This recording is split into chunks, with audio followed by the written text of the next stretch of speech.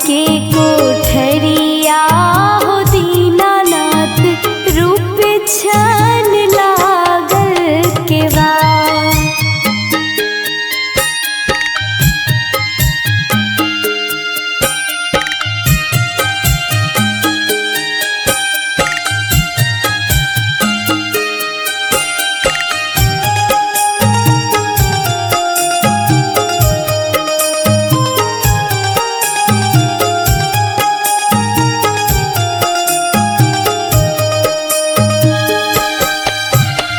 चदर उघारी जब देख ले हो दीनानाथ, कौन संकट पड़ल तोहार,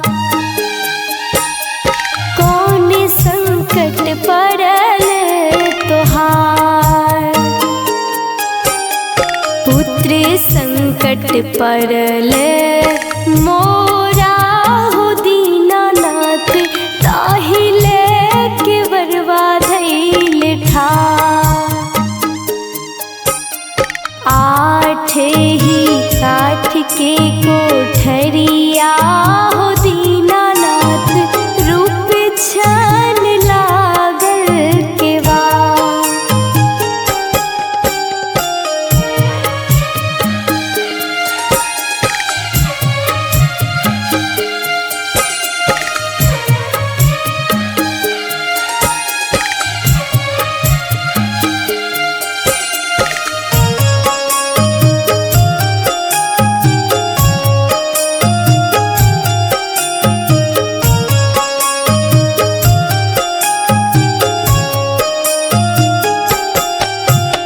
चदर उघारी जब देख ले हो दीनानाथ, कौन संकट पड़ल तोहार,